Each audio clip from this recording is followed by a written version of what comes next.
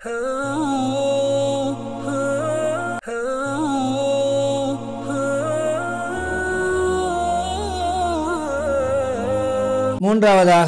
பைத்துல் மக்திஸ் அல் மஸ்ஜிதுல் அக்ஸாவுடைய குத்துபா, இந்த குத்துபா ஷேக் இக்ரிமா சபிர் ஹபிதுல்லாஹ் வந்திருந்தார்கள்.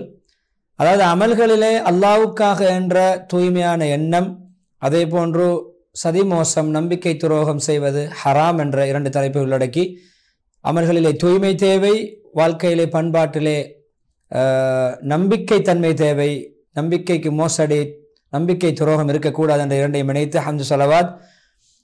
தக்வாவுடைய வசியத்துக்கு பின்னால் அப்படியே நீங்கள் சொல்லுங்கள், அல்லாஹ்வுடைய விடயத்தை என்னோட வார்த்தைகளா, அவன் உங்களுடைய என்னுடைய ரப்பு, என்னுடைய உங்களுடைய எங்கள் அனைவருடைய உங்களுடைய இரட்சகன், எங்களுக்கு எங்களுடைய அமல்கள், உங்களுக்கு உங்களுடைய செயல்கள், நாங்கள் அல்லாஹ்வுக்கு மன தூய்மையோடு வணக்க வழிபாடுகளை நல்ல அமல்களை நிறைவேற்றுகிறோம் அல்லாஹ்வுக்காக வேண்டி. பக்ரா 119 ஓதி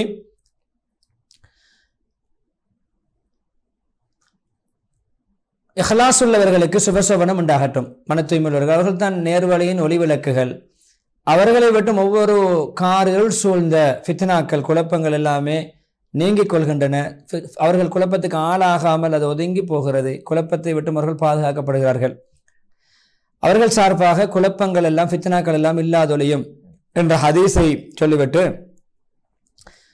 கண்ணியமான சஹாபி அப்துல்லா இப்னு அப்பாஸ் ரலியல்லாஹு அன்ஹு அறிவிக்கக்கூடிய ஹதீஸ், ஒரு மனிதர் நபி ஸல்லல்லாஹு அலைஹி வஸல்லம் அவரிடம் வந்து, யா ரசூலல்லாஹ், நான் பல போர்க்களங்களிலே கலந்து கொள்கிறேன், நல்ல பல காரியங்களை செய்கிறேன், அல்லாஹ்வுடைய திருப்பொருத்தத்தையும் நாடித்தான் செய்கிறேன், அதே போன்று என்னுடைய இந்த நான் செய்கின்ற முயற்சி, நான் புரிகின்ற சாதனை, நான் இறைவனுக்காக வேண்டி செய்கின்ற இந்த விடயங்கள் மக்களால் பார்க்கப்பட வேண்டும் என்றும் விரும்புகிறேன். அல்லாஹ்வுக்காக வேண்டிய எண்ணமும் இருக்கிறது, மக்கள் என்னை பார்க்க வேண்டும் என்ற ஒரு எண்ணமும் ஏற்படுகிறது என்று சொல்லி ஒரு கேள்வி, இதற்கு என்ன தீர்வு என்று கேட்டார்.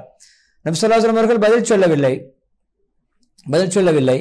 இந்த ஆயத்திறங்கியது, கண்ணியமான இந்த ஆயத்திறங்கும் வரைக்கும் நபி அல்லாஹ்வே அந்த கேள்விக்கு பதில் சொல்கிறான். யார் இறைவனை சந்திக்க, அதாவது மறுமை நாளை ஆதரவைக்க, இறைவனை நல்லமுறை சந்திக்க வேண்டும் என்று யார் ஆதரவு வைக்கிறாரோ, அல்ல இறைவனை சந்திக்க வேண்டும் என்ற அச்சத்தோடு யார் வாழ்கிறாரோ, அல்லாஹ்வுக்கு முகம் காட்ட வேண்டுமே, அல்லாஹ் சந்திக்க வேண்டுமே, அல்லாஹ் என்னிடத்துல கேள்விகளை கேட்பான், என்னுடைய அமல்களை அவன் தானே கூலி தர வேண்டும் என்ற ஒரு அச்சத்தோடு யார் வாழ்வாரோ அவர் நல்லமல் செய்ய வேண்டும். இறைவனுக்கு புரிகின்ற வணக்க வழிபாடுகளிலே வேறு யாரையும் இணையாக்க கூடாது. எனவே அல்லாஹ்வுக்காக வேண்டி என்ற எண்ணம் மாத்திரம் இருக்க வேண்டும். உங்களுடைய சாதனைகள், நீங்கள் புரிகின்ற அர்ப்பணிப்புகள், நீங்கள் செய்கின்ற அமல்கள் பிறரால் பார்க்கப்பட வேண்டும், நோக்கப்பட வேண்டும் என்ற எண்ணத்தை விட்டுவிடுங்கள் என்ற வழிகாட்டலிலே, கட்டளையிலே அந்த ஆயத்திறங்கிய சூரா கஹஃப் 110வது வசனம். தொழுகையாளிகளே முஸ்லிம்களே, இந்த கண்ணியமான ஆயத் என்பது சூரா கஹஃப் ஒரு ஆயத், அது மக்கி சூரா, மக்காவில் இறங்கிய சூரா. ஒரு மனிதனை எப்பொழுதுமே இறைவனை சந்திக்க வேண்டும் என்ற அச்சத்தோடு வாழக்கூடிய, ஆதரவோடு வாழக்கூடிய மனிதர் மறுமையிலே அல்லாஹ்வுக்காக வேண்டி அமல் செய்ய வேண்டும், அதிலே வேறு யாருக்கும் இணை துணை ஏற்படுத்தக்கூடாது, யாரையும் கூட்டு சேர்க்கக்கூடாது என்பதை உணர்த்துகிறது. தொழுகையாளிகளே, அல்லாஹ்வுடைய ரசூல் ஸல்லல்லாஹு அலைஹி வஸல்லம் அன்பர்களே, நண்பர்களே, நம்முடைய கண்ணியமான இஸ்லாமிய மார்க்கம் இருக்கிறது. பொதுவாக இஹ்லாஸோடு செய்யப்படுகின்ற அமலைத்தான் அது ஏற்றுக்கொள்ளும், வேற எதையும் ஏற்றுக்கொள்ளாது அல்லாஹ்வுக்காக. அதே போன்று அது உண்மையான தூய்மையான எண்ணம் கலந்த அமல்கள் தான் கணக்கெடுக்கப்படும், மற்ற எல்லாமே புறக்கணிக்கப்படும். கண்ணியமான சஹாபி உமர் ரலியல்லாஹு அன்ஹு இருக்கக்கூடிய ஹதீஸ், பிரபலமான ஹதீஸ், ரசூலுல்லாஹி ஸல்லல்லாஹு அலைஹி வஸல்லம் அவர்கள் சொன்னதை நான் கேட்டேன், அமல்கள் எல்லாமே எண்ணங்களை பொறுத்து தான் ஏற்றுக்கொள்ளப்படும், அமையும். ஒவ்வொரு மனிதருக்கும் தான் எண்ணியது கிடைக்கும், தன்னுடைய நியத்துக்கேற்ற கூலி கிடைக்கும். யாருடைய ஹிஜ்ரத் போகக்கூடிய ஒரு மனிதர் அல்லாஹ்வுக்காக வேண்டிய, ரசூலுல்லாஹி ஸல்லல்லாஹு அலைஹி வஸல்லம் வேண்டிய ஹிஜ்ரத் செய்தார், அல்லாஹ்வுடைய கூலி எதிர்பார்த்து ரசூலுல்லாஹி ஸல்லல்லாஹு அலைஹி வஸல்லம் அவர்களுடைய முறையை பேணி, கட்டளையை பேணி அவருடைய ஹிஜ்ரத் அல்லாஹ்வுக்காக வேண்டிய, ரசூலுக்காக வேண்டியும் அமையும், அல்லாஹ்வுடைய கட்டளைக்கு நபியுடைய முறைக்கு பொருத்தமாக அமையும், அல்லாஹ்வுக்காக என்று அமையும். யாருடைய ஹிஜ்ரத் தன்னுடைய அடையும் துனியாவை இலக்காக கொண்ட ஒரு துனியாவுடைய அற்ப லாபத்தை மையமாக கொண்டு அமையுமோ, குறிக்கோளாக கொண்டு அமையுமோ, அதே அல்லது ஒரு பெண்ணை திருமணம் முடிப்பதற்காக வேண்டி மக்காவிலிருந்து மதீனாவுக்கு செல்கிறார், ஹிஜ்ரத் செல்கிறார், அங்குள்ள ஒரு பெண்ணை திருமணம் முடிக்கின்ற நோக்கத்திலே அவர் எதிர்பார்த்த துனியாவும் அவர் எதிர்பார்த்த பெண்ணும் அவர்களுக்கு கிடைக்கும். அதாவது அல்லாஹ்வுக்காக வேண்டிய என்ற எண்ணம் அவர்கள் கிடையாது. எனவே அந்த ஹிஜ்ரத் அல்லாஹ்வுக்காக வேண்டிய என்று அமையாது என்ற ஹதீஸில் உள்ள அந்த பிரபலமான ஹதீஸை சொல்லிவிட்டு, தொழிலாளிகளே, இஸ்ரா மியாராஜ் பூமியுடைய சொந்தக்காரர்களே, பிள்ளைகளே, அங்க குடிமக்களே, பொதுவாக இஹ்லாஸ் என்பது எப்பொழுதுமே ஒரு மனிதனுடைய இஹ்லாஸ் இருக்கின்ற பொழுது, மன தூய்மை இருக்கின்ற பொழுது, அவருடைய உள்ள மகம் சுத்தமாக இருக்கின்ற பொழுது அது என்ன செய்யும் தெரியுமா? அவரை நம்பிக்கை துரோகம், கலப்படம், சதி மோசத்திலிருந்து அவரை தடுக்கும். அது இஹ்லாஸ், அது ஹராம் என்பதை உணர்த்தும். ரசூலுல்லாஹி ஸல்லல்லாஹு அலைஹி வஸல்லம் சொன்னார்கள், எங்கள் மீது யார் எங்களுக்கு எதிராக ஆயுதத்தை சுமப்பாரோ தூக்குவாரோ அவர் எங்களை சேர்ந்தவர் அல்ல. எங்களுக்கு சதிமோசம் செய்தவர், நமக்கு நம்பிக்கை துரோகம் செய்தவர் எங்களை சேர்ந்தவர் அல்ல. எனவே இன்னொரு விதத்திலே அறிவிப்பிலே எங்களுக்கு துரோகம் செய்யக்கூடிய எங்களை சேர்ந்தவர் அல்ல, நம்பிக்கை மோசடி செய்யக்கூடியவர், சதிமோசம் செய்யக்கூடியவர் எங்களை சேர்ந்தவர் அல்ல. இந்த ஹதீஸ் கண்ணியமான ஹதீஸ் எப்பொழுதுமே பொதுவாகவே நம்பிக்கை துரோகம், சதிமோசம், கலப்படம் கூடாது என்பதை பொதுவாக தடுக்கிறது, எல்லா கட்டங்களிலும் தடுக்கிறது. முஸ்லிம்கள் சில கண்ணியமான சில ஹதீஸ்கள், அதாவது நம்பிக்கை துரோகம் செய்யக்கூடிய சதிமோசக்கார ஆட்சியாளர்களோடு சம்பந்தப்பட்ட சில ஹதீஸ்கள் இருக்கின்றன. அது அந்த அந்த அந்த ஆட்சியோடு சம்பந்தப்பட்ட நம்பிக்கை துரோகம், சதிமோசம்தான் மிக பயங்கரமான சதிகளில் ஒன்று. சதிமோசங்களிலே மிக பயங்கரமான ஆட்சி அதிகாரத்தோடு சம்பந்தப்பட்ட நம்பிக்கை துரோகம், அங்கு சம்பந்தப்பட்ட அதாவது மோசடி.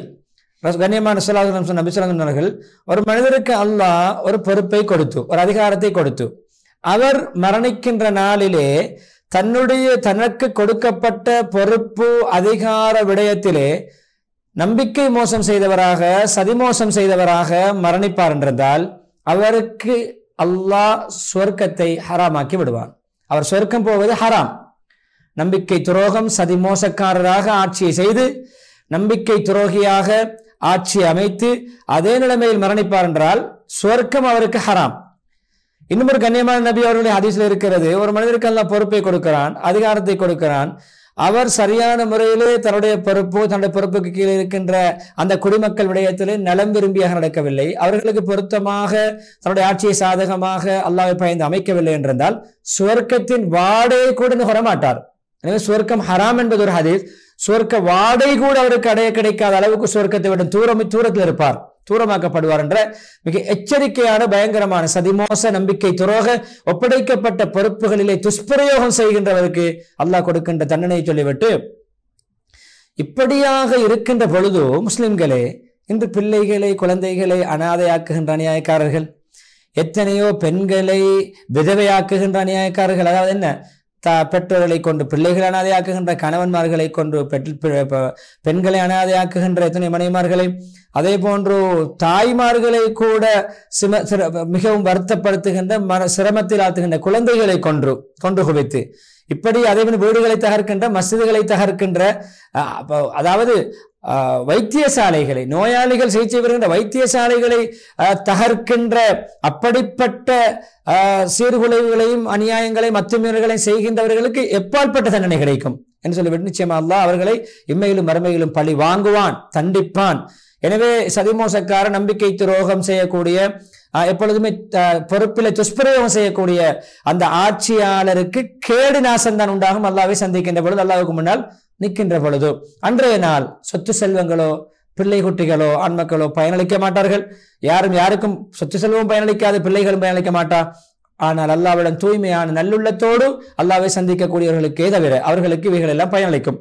ஷுஆரா 88, 89 சொன்னேன். முஸ்லிம் தொழிலாளிகளே, சிறந்த உம்மத், மக்களுக்கு அனுப்பப்பட்ட சிறந்த சமுதாயமே, உங்களுடைய முன்னோர்கள் எப்பொழுதும் தக்குவா, மன தூய்மை, சொல் செயல்களிலே பேணுதல், பக்குவத்தை கொண்டு வர்ணிக்கப்பட்டார்கள். அந்த தன்மை உள்ளவர்களாக இருந்தார்கள். அவர்கள் தன் மீது நம்பிக்கை துரோகம், சதி மோசம், அதே போன்று துஷ்பிரயோகங்கள், பொறுப்புணர்ச்சியற்ற தன்மைகளை விட்டும் எப்பொழுதுமே தவிர்ந்து வாழ்ந்தார்கள். அதை தன் மீது ஹராமாக்கி கொண்டார்கள். நயவஞ்சகத்தன்மை தன் மீது ஹராமாக்கி கொண்டார்கள். நம்பிக்கை மோசடியை தன் மீது ஹராமாக்கி கொண்டார்கள். துரோகம் அதை தன் மீது ஹராமாக்கி கொண்டார்கள். உண்மையான முஸ்லிமே, இப்பொழுது உன்னுடைய உள்ளத்தை நீ நயவஞ்சகம், முகஸ்துதி, சதிமோசம், நம்பிக்கை துரோகம், அதே போன்று என்ன மோசடிகளை விட்டும், எப்பொழுதும் அதனுடைய அசுத்தங்களை, அவனுடைய சாயல்களை விட்டும், அவனுடைய களங்கங்களை விட்டும் உன்னுடைய உள்ளத்தை நீ எப்பொழுதும் சுத்தமாக வைத்துக் கொள்ள வேண்டும். என்னுடைய உள்ளத்தை ஈமானை கொண்டும், தக்வாவை கொண்டும், இஹ்லாஸ், மன தூய்மையை கொண்டும் எப்பொழுதும் செழிப்பாக்கி கொள்ள வேண்டும். சொல்லிலும் செயலிலும் இந்த நல்ல தன்மைகள் பிரதிபலிக்க வேண்டும். எப்பொழுதும் அல்லாஹ் பக்கம் முன்னோக்கக்கூடியவனாக, உலகத்தை படைத்த, மனிதனை படைத்த, வாழ்க்கையை தந்த அல்லாஹ் அவனின் பக்கம் முன்னோக்கியவனாக, அல்லாஹ்வுக்காக வேண்டிய தூய்மையான எண்ணமுள்ள ஒரு எல்லா சொல் செயல்களிலே தூய்மையானவனாக, ஒரு ஜனிவினானவனாக நீ இருக்க வேண்டும். அல்லாஹ்வுடைய கட்டளைகளை கடைபிடிக்க வேண்டும். அது ஏன்னு சொன்னால் கண்ணியமான உயர்ந்த மகத்துவமிக்க அல்லாஹ் உலகத்தை படைத்த வானம் பூமிகளை படைத்த அல்லாஹ் பூமிகளை தன்னுடைய சக்தி ஆற்றல் மூலம் படைத்தவன் எப்பொழுதும் எங்களை கௌரவம், கண்ணியம், பாதுகாப்பு, நிம்மதி, நம்பிக்கை, நாணயம் போன்ற அந்த கரையை நோக்கி நம்மை காப்பாற்றுவதற்காக வேண்டி சதிமோசம், நம்பிக்கை துரோகம், ஊழல், அதே போன்று மோசடி, அதே போன்று என்ன துஷ்பிரயோகங்கள், ஆட்சி அதிகார துஷ்பிரயோகங்கள், இவைகளை விட்டும் நம்பிக்கை, கண்ணியம், பாதுகாப்பு, அபயம் போன்ற நம்பிக்கை, நாணயம் போன்ற அப்படியான தன்மைகளின் பக்கம் நம்மளை கரை சேர்ப்பதற்காக வேண்டி எப்பொழுதும் தூய்மையானவராக, நேர்மையானவராக இருக்க வேண்டும். கண்ணியமான ஹதீஸ்ல வந்திருக்கின்ற ஹதீஸ் தான், இஹ்லாஸ் உள்ளவர்களுக்கு, மன தூய்மையோடு வாழக்கூடிய, அல்லாஹ்வுக்காக வேண்டி வாழக்கூடியவர்களுக்கு சுபசோபனம் உண்டாகட்டும். அவர்கள் நேர்வழியின் ஒளிவிளக்குகள், அவர்களை விட்டு ஒவ்வொரு காரில் சூழ்ந்த கடுமையான ஃபித்னாக்கள் எல்லாம் அவர்கள் விட்டு நீங்கிவிடும். அவர்கள் இருப்பதனால் ஏன் ஃபித்னாக்கள் வராமல் பாதுகாக்கப்படும் என்ற அந்த ஹதீஸை சொல்லி நீங்கள் அல்லாஹ்வுடைய நம்பிக்கையோடு துஆ கேளுங்கள். முதலாவது ஹுத்பாவை இஸ்திக்ஃபார் செய்ய மறுத்துண்டு இஸ்திக்ஃபார் செய்து முடித்துவிட்டு இரண்டாவது ஹுத்பா ஹம்து ஸலவாத் தக்வாவுடைய வசியத்துக்கு பின்னர் தொழுகையாளிகளை ஹுத்பாவை நான் ஆரம்பிக்கும். பைத்துல் மக்ஸிஸ் சேர்ந்த மக்களே, மஸ்ஜித் அக்ஸாவுடைய பூமியில வாழக்கூடியவர்களே, இந்த மஸ்ஜித் அக்ஸாவுடைய கண்ணியமான மெம்பருக்கு மேலிருந்து நாங்கள் அல்லாஹ்விடத்திலே நன்மையை கூலி எதிர்பார்க்கிறோம். அண்மையிலே ஷஹீதாக்கப்பட்ட, படுகொலை செய்யப்பட்ட இஸ்மாயில் ஹனியாவுடைய விடயத்தில் அல்லாஹ்விடத்தில் நாங்கள் நன்மை எதிர்பார்க்கிறோம். அல்லாஹ்விடத்தில் அவருக்கு ரஹ்மத்து செய்யுமாறு வேண்டுகிறோம். அவரை விசாலமான சுவர்க்கத்திலே குடியிருக்க செய்யுமாறு வேண்டுகிறோம். நபிமார்களோடும், சித்தீகங்களோடும், சுஹதாக்களோடும், சாலிஹீங்களோடும் அவருக்காக நாங்கள் பிரார்த்திக்கிறோம். எனவே அவர்கள் நல்ல சேர்ந்திருக்க, சகவாசம் கொள்ள நல்ல மக்கள், மேலே சொல்லப்பட்ட மக்கள், அவர்களோடு இவர் சேர்க்கப்பட வேண்டும். எனவே அவருக்காக வேண்டி நாங்கள் மறைவான சென்ற வார ஹுத்பாவிலே அவருக்காக வேண்டி நாங்கள் மறைவான ஜனாசா தொழுகையோடு ஏனைய சுஹதாக்களுக்குமாக சேர்த்து இவரோடு சேர்த்து நாங்கள் தொழுகைக்கு பின்னால் மறைவான ஜனாசா, காயிபான ஜனாசா தொழுகை இருக்கிறோம். எல்லோரும் நீங்கள் அதில் பங்கு பெற்றுக் கொள்ளுங்கள். ஹம்து ஸலவாத்தை ஓதி ஸலவாத்தை சொல்லிவிட்டு இதில் 3 தூதுகளை முன்வை இந்த ஹத்தீப் இக்ரிமா ஸபீஹ் இரண்டாவது ஹுத்பாவிலே முக்கியமாக 3 தூதுகளை முன்வைப்பார்கள். சுருக்கமாக முன்வைக்கிறேன். தேர்வு பரீட்சையிலே அதாவது யூனிவர்சிட்டி அட்மிஷன் கிடைத்த மாணவர்களை நான் வாழ்த்துகிறேன். மாணவிகளை நல்ல பெறுபேறுகள் பெற்று நீங்கள் பல்கலைக்கழகத்துக்கு நுழைகிறீர்கள். பொதுவாக எல்லோரையும் நான் வாழ்த்துகிறேன், பிரார்த்திக்கிறேன். அவர்களுக்கு எப்பொழுதெல்லாம் தௌஃபீக் செய்ய அனுகூலங்களை வழங்க வேண்டும். பல்கலைக்கழக கல்வி சீரும் சிறப்புமாக அமைய வேண்டும், கல்வி பயணம் சிறப்பாக அமைய வேண்டும் என்று எப்பொழுதுமே நான் துஆ கேட்கிறேன். அதே போன்று வீணான நாங்கள் இப்படியான அவர்களுக்கு அல்லாஹ் நல்ல கல்விக்கு வழிவகுக்க வேண்டும் என்று பிரார்த்தனை செய்து வாழ்த்திவிட்டு எப்பொழுதும் எங்களுடைய எல்லா கட்டங்களிலும் நாங்கள் எங்களுடைய கஸ்ஸா, அதே மாதிரி சொல்வர்கள் ஜவுலான், சோல்கரம், ஜனீன், கல்கிலியா போன்ற ஊர்கள் வாழக்கூடிய அந்த மக்களை, சிரமப்படக்கூடிய மக்களை நாங்கள் அவருடைய உணர்வுகளை பேணி நடக்க வேண்டும். எல்லா கட்டங்களிலும், எல்லா இடங்களிலும் அவர்களுடைய உணர்வுகளை நாங்கள் பேணி நடக்க வேண்டும். எப்பொழுதும் அவர்களுக்கு ஏற்படுகின்ற சிரமங்கள், கஷ்டங்களை காட்டி பிள்ளைகளை வளர்க்க வேண்டும். பெற்றோர் மீது கடமை. அவருடைய உணர்வுக்கு மதிப்பளித்து அவருடைய கவலை துக்கங்களை பங்கெடுக்க வேண்டும் என்ற அந்த விடயத்தை சொல்லிவிட்டு இரண்டாவது தூதாக குதுஸுடைய மக்களுக்கு, பைத் மக்ஸுடைய மக்களுக்கு நான் சொல்கிறேன், தொழுகைகளை நீங்கள் மஸ்ஜிதுல் அக்ஸாவில் ஜும்மா தொழுகைக்கு நீங்கள் சமம் அளிக்க வேண்டும். அதே போல இனி தொழுகைகளுக்கு மேலுக்கான சமம் அளிக்க வேண்டும். எப்பொழுதுமே நீங்கள் எந்த கட்டத்தில் இருந்தாலும் எல்லோருமே அவர்களுடைய வைபவங்களாக இருக்கலாம், களியாட்டங்களாக இருக்கலாம், ஆகமான முறை அமைத்துக் கொள்ள வேண்டும். ஹராம்களை தவிர்த்து கொள்ள வேண்டும். தொழுகையை நீங்கள் அதில் பால்படுத்தி விடக்கூடாது. எனவே தொழுகை இல்லாத களியாட்டங்களாக ஆகமாக்கப்பட்ட வைபவங்களை நாங்கள் ஆக்கிக் கொள்ளக்கூடாது. எனவே எப்பொழுதுமே ஆடம்பரம் இல்லாமல், கூச்சல் சத்தங்கள் இல்லாமல், கூக்கல்கள் இல்லாமல், அத்துமீறல்கள் இல்லாமல் நாங்கள் சமூக அதாவது நம்முடைய வைபவங்களை அமைத்துக் கொள்ள வேண்டும் என்று சொல்லி தொழுகையை நாங்கள் மஸ்ஜிதுல் அக்ஸாவுக்கு வந்து குறிப்பாக ஜும்மாவை மஸ்ஜிதுல் அக்ஸாவிலேயே நிறைவேற்ற முயற்சிக்க வேண்டும் என்று சொல்லிவிட்டு மூன்றாவது தூதாக மஸ்ஜிதுல் அக்ஸாவை பற்றி நான் உங்களுக்கு முன்வைக்கிறேன். மஸ்ஜிதுல் அக்ஸாவுடைய பொறுப்பில் விடுகிறேன். எப்பொழுதுமே அது ஜியோனிசவாதிகளால், யஹூதிகளால், யூதர்களால் அது இலக்கு வைக்கப்படுகிறது, தாக்கப்படுகிறது, அபகீர்த்தி ஏற்படுத்தப்படுகிறது. எப்பொழுதுமே நாங்கள் கிட்டத்திலே மஸ்ஜிதுல் அக்ஸாவுடைய உரிமை சம்பந்தமாக அவர்களுடைய அதிகாரிகள் வெளிப்படுத்திய அந்த அறிக்கையை நாங்கள் புறக்கணிக்கிறோம், அதை ஏற்றுக்கொள்ள மாட்டோம். மஸ்ஜிதுல் அக்ஸா அது எங்களுக்கு உரியது, இப்பொழுதுமே முஸ்லிம்களுக்கு உரிய சொத்து, அதில் நாங்கள் யாருக்கும் எந்த உரிமைகளையும் கொடுக்க மாட்டோம், விட்டு கொடுக்க மாட்டோம் என்று சொல்லி 3 விடயங்களையும் சொல்லிவிட்டு இதோடு சேர்த்து நாங்கள் மீண்டும் ஒரு முறை பொதுவாக எல்லோருக்கும் மஸ்ஜிதுல் அக்ஸா இந்த விலை பேசுதலுக்கோ இவருடைய பேரம் பேசுதலுக்கோ இவருடைய எதுக்கும் நாங்கள் எதை பகரமாக எடுத்தும் நாங்கள் மஸ்ஜிதுல் அக்ஸாவை நாங்கள் விட்டுக் கொடுக்க மாட்டோம் என்பதை அறுதியிட்டு சொல்லிக் கொள்கிறோம். யாருக்கு நாங்கள் பங்கு போட மாட்டோம். அதிலே எப்பொழுதுமே அல்லாஹ் சுப்ஹானஹு முஸ்லிம்களுடைய விடயத்தில் பாதுகாக்கக்கூடியவன். அல்லாஹ்வுடைய முடிவு தான் மஸ்ஜிதுல் அக்ஸா, அது முஸ்லிம்களுக்கானது, அதில் வேறு யாருக்கும் அந்த உரிமையும் கிடையாது என்று சொல்லிவிட்டு அந்த 3 தூதுகளை முன்வைத்து நீண்ட துஆ பிரார்த்தனையோடு ஹத்தீப் இக்ரிமா ஸபரி ஹஃபிதஹுல்லாஹ் அவர்கள் தன்னுடைய ஹுத்பாவுக்கு முற்றுப்புள்ளி. எனவே அல்லாஹ்வுடைய கிருபை 189வது ஹுத்பாவுடைய மொழிபெயர்ப்பு நிகழ்ச்சியிலே நான் உங்களை சந்தித்து விடைபெறுகிறேன். நிகழ்ச்சி தரப்படுகின்ற நண்பர் ரிஸ்வான், தொழில்நுட்ப நண்பர் ஷர்ஃபான் ஆகியோருக்கும் அல்லாஹ் ரஹ்மத் செய்ய வேண்டும். நேர்களை உங்களுக்கும் அல்லாஹ் ரஹ்மத் பரக்கத்து செய்ய வேண்டும். இதை மக்கள் மயப்படுத்துகின்ற, பரப்புகின்ற, மக்களுக்கு அறிமுகப்படுத்துகின்ற, நமக்காக வேண்டி துஆ செய்கின்ற, இந்த நிகழ்ச்சியை வச்சு பாராட்டி சிலாகித்து பேசுகின்ற எல்லோருக்கும் அல்லாஹ் ரஹ்மத்தும் பரக்கத்தும் செய்ய வேண்டும். ஈருலக நட்பாக்கியங்களை வழங்க வேண்டும் என்ற துஆவோடு மீண்டும் ஒரு மனாபில் இஸ்லாம் நிகழ்ச்சியிலே உங்களை சந்திக்கும் வரை விடைபெறுகிறேன்.